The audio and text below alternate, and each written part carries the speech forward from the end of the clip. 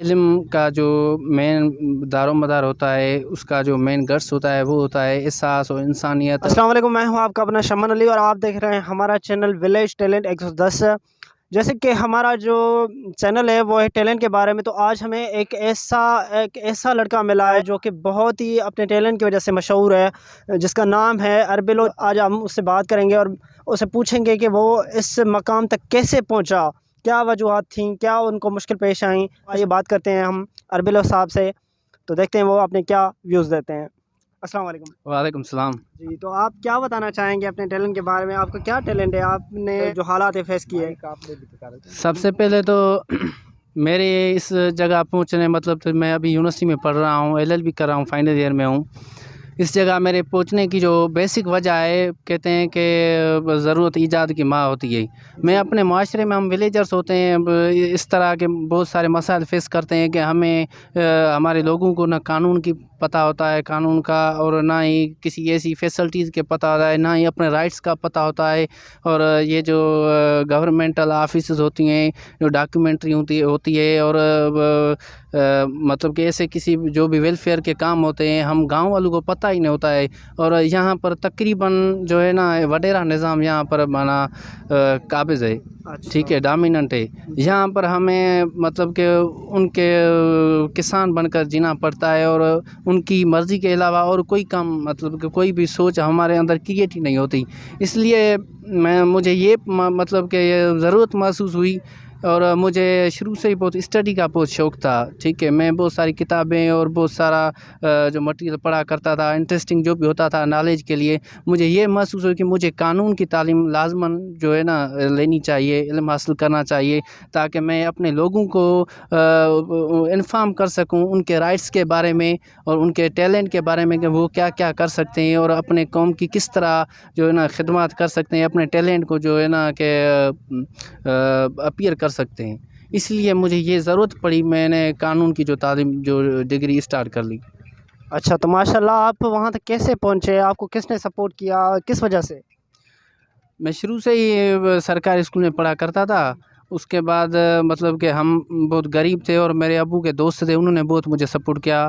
اور ان سے جب میری ملاقات ہوتی تھی، وہ مجھ سے بہت سارے سوالات اور بہت ساری ٹاپکس پہ جو ہے نا ڈسکس کیا کرتے تھے۔ وہ خود بزنس مین ہیں، ٹھیک۔ انہوں نے مجھے سپورٹ کیا، انہوں نے کہا کہ آپ میں بہت سارا ٹیلنٹ ہے، تو آپ کو باہر نکلنا چاہیے، اور جو ہے نا کہ کچھ اعلیٰ تعلیم حاصل کرنی چاہیے۔ انہوں نے مجھے ابھی تک سپورٹ کر رہے ہیں۔ یونیورسٹی میں جو بھی اخراجات ہوتے ہیں وہ میری سپورٹ کرتے ہیں۔ ایسا نہیں ہے کہ وہ ٹوٹلی سپورٹ کرتے ہیں، وہ ہم خود اپنا کام کرتے ہیں، ہم کھیتی باڑی بھی کرتے ہیں۔ میں اپنے ابو کے ساتھ جو ہے نا کہ کھیتی باڑی کا کام بھی کراتا ہوں، جب بھی چھٹیاں ہوتی ہیں، جب بھی فری ہوتا ہوں۔ اور اس کے بعد وہ جو ہے نا تھوڑا بہت مجھے سپورٹ کرتے ہیں، جب بھی کسی چیز کی ضرورت پڑتی ہے تو مجھے مطلب کہ سپورٹ کرتے ہیں۔ انہیں کی وجہ سے میں آج یونیورسٹی میں جو ہے نا پڑھ رہا ہوں، ورنہ شاید میں ابھی تک کھیتی باڑی میں ایک فلاسفر کی طرح بکس جیب میں لیے پڑھتا رہا پھر ہی۔ جی، تو ماشاءاللہ اربلو صاحب، آپ نے تو بہت محنت کی ہے، یعنی کہ آپ کو کچھ لوگوں نے سپورٹ کیا، کچھ یعنی کہ اپنے ابا کے دوست نے، اور کچھ آپ کی خود کی محنت تھی، آپ کا خود کا ٹیلنٹ تھا ان کا۔ اچھا، تو اور کیا بتانا چاہیں گے آپ کے یونیورسٹی کے بارے میں؟ آپ کا کیسا ماحول رہا وہاں پہ؟ آپ کو ایڈجسٹ کرنا کیسا لگا؟ آپ تو ظاہر سی بات ہے تو اکیلے ہی گئے ہوں گے وہاں پہ، تو وہاں پہ تو آپ کا اپنا کوئی نہیں تھا یونیورسٹی میں، تو ویسے آپ نے وہاں پہ جو پڑھائی وغیرہ کی، تو وہاں پہ آپ کو کیا مشکلات پیش آئیں؟ سب سے پہلے کہ جب ہم نے یونیورسٹی میں داخلے لیے تھے، ہم بہت کنفیوز رہتے تھے کہ پتہ نہیں کس طرح کے لوگ ہوں گے، کس طرح ان سے جو ہے نا بیہیو کیا جاتا ہے۔ ہم ولیجرز تھے، ہمیں پتہ یہ نہیں تھا کہ جو سٹیزنز لوگ ہوتے ہیں، شہری جو لوگ ہوتے ہیں، ان سے کس طرح کا جو بیہیو کیا جاتا ہے۔ پھر اللہ کا شکر ہے کہ ہمیں ایسے اچھے دوست ملے، انہوں نے ہمیں بہت سپورٹ کیا، اور اسٹڈی میں بھی بہت ساری ہیلپ کی۔ انہیں کی وجہ سے آج ہمارا رہن سہن، ہماری سوچ، ہمارا انٹرسٹ الگ قسم کا تھوڑا سا رہتا ہے۔ جو کتابوں سے بہت سارا لگن ہوتا ہے، اور ہم جو ہے نا کہ مانتے ہیں کہ علم کا جو مین دار و مدار ہوتا ہے، اس کا جو مین گٹس ہوتا ہے وہ ہوتا ہے احساس اور انسانیت، اور اپنوں کا پیار، اپنی محبت۔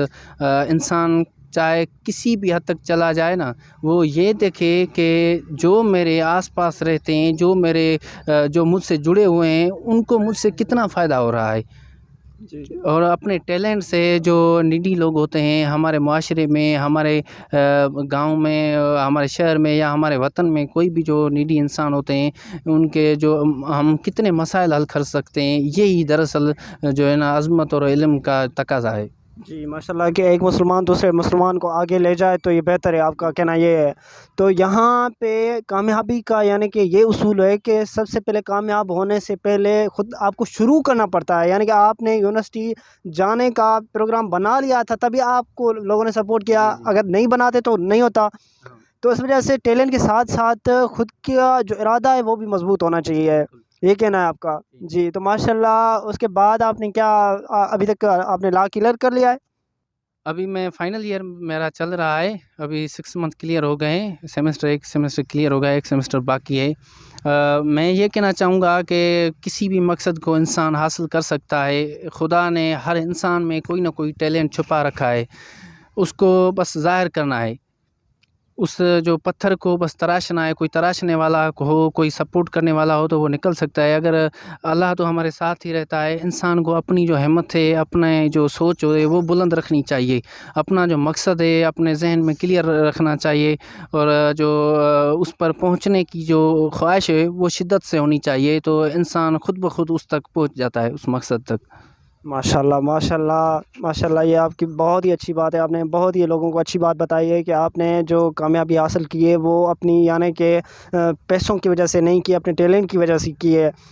تو ماشاءاللہ یہ تھے ہمارے اربل خان چانگ، اور انہوں نے ہمیں بتایا کہ کامیابی کے لیے یعنی کہ ٹیلنٹ کا ہونا بہت ضروری ہے، لازمی نہیں کہ بندے کا پاس پیسہ ہو، وہ ولیج میں رہتا ہے تو بھی کامیاب ہو سکتا ہے۔ تو ماشاءاللہ ہم پھر ملتے ہیں اپنی اگلی ویڈیو میں، تب تک کے لیے اللہ حافظ۔